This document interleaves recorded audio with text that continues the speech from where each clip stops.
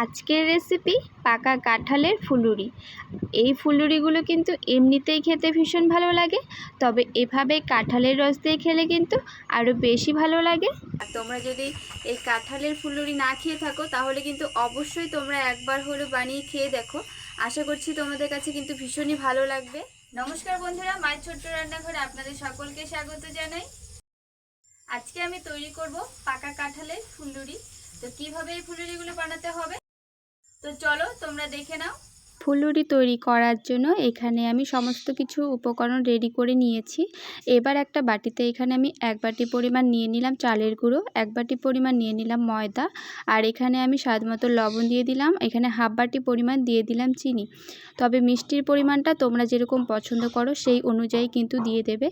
আর যেহেতু এখানে আমি কাঁঠালের রস দিয়ে তৈরি করছি, তো কাঁঠালটা কিন্তু বেশ মিষ্টি আছে, সেই পরিমাণ অনুযায়ী আমি হাফ বাটি এখানে চিনি দিয়েছি।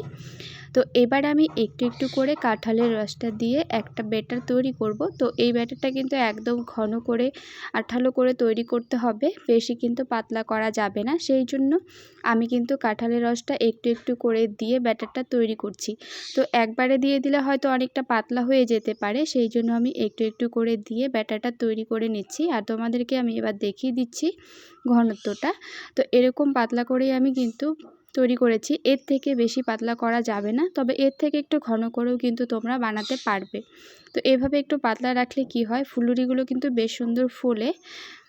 আর এখানে আমার অল্পটুকু রয়ে গেছে। বন্ধুরা, ফুলুরি তৈরি করার জন্য ব্যাটারটা আমার রেডি। তো এবার আমি ভেজে নেব। ফুলুরিগুলো ভাজার জন্য আমি পরিমাণ মতো সাদা তেল দিয়ে দিয়েছি। তেলটা গরম হলে এবার আমি ভেজে নেব। তো বন্ধুরা, তেলটা গরম হয়ে গেছে, এবার আমি ভেজে নেব।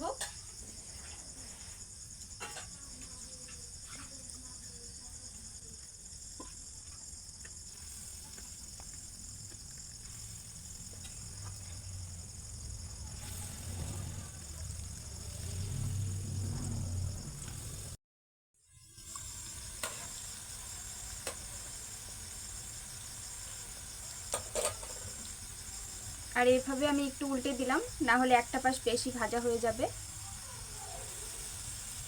তো আমি আবারও দিয়ে দিচ্ছি।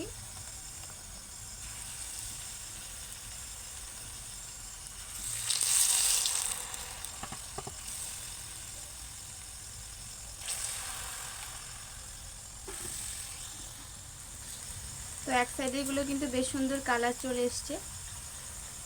একসাথে কিন্তু অনেকগুলো দিয়ে একবারে ভেজে নেওয়া যায়।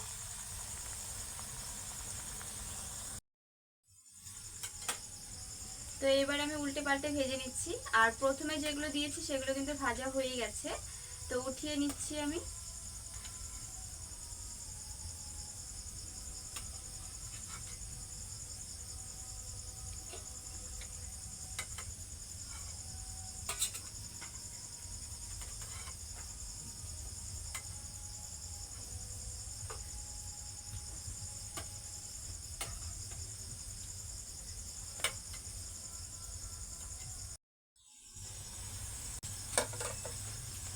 তো সাইড দিয়ে আমি আবারও দিয়ে দিচ্ছি।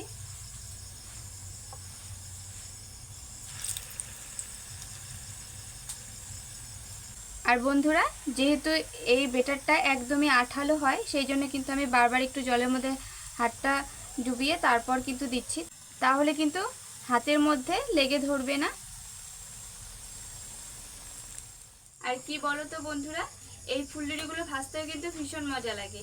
আর একসাথে অনেকগুলো দিয়ে ভাজা যায়, আর দেখতেই পাচ্ছ দেওয়ার সাথে সাথে কিন্তু ফুলে কত বড় বড় হয়ে যাচ্ছে। আর এইগুলো খেতেও কিন্তু ভীষণ ভালো লাগে। তো বন্ধুরা, যেগুলো ভাজা হয়ে গেছে উঠিয়ে নিচ্ছি আমি।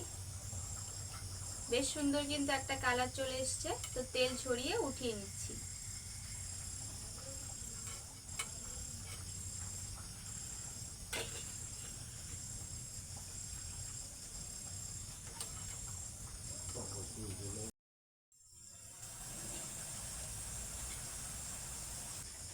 তো ঠিক একই রকম ভাবেই আমি বাকিটা ভেজে নিচ্ছি।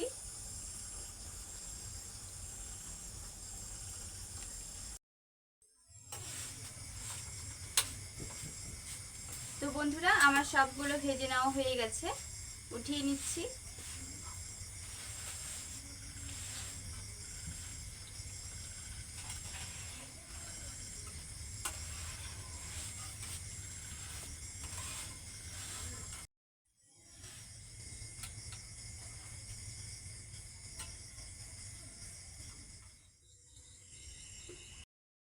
বন্ধুরা, তোমরা তো দেখতেই পেলে এই পাকা কাঁঠালের ফুলুরি বানানো কতটাই সহজ আর সামান্য উপকরণে, আর খেতে কিন্তু ভীষণই ভালো লাগে। আর খুব কম সময়ে কিন্তু এই ফুলুরিগুলো তৈরি করে নেওয়া যায়। তো তোমাদের কাছে কেমন লেগেছে আজকের এই পাকা কাঁঠালের ফুলুরি? তো অবশ্যই কিন্তু আমাকে কমেন্ট করে জানিও। ভালো লাগলে একটি লাইক করো। আর আমার চ্যানেলে নতুন বন্ধুরা এসে থাকলে অবশ্যই কিন্তু আমার চ্যানেলটাকে সাবস্ক্রাইব করে আমার পাশে থেকো। আর ফেসবুক থেকে যারা দেখছো পেজটাকে ফলো করে পাশে থাকার অনুরোধ রইল। অবশ্যই তোমরা একবার হলো বানিয়ে খেয়ে দেখো। আশা করছি তোমাদের কাছে কিন্তু ভীষণই ভালো লাগবে।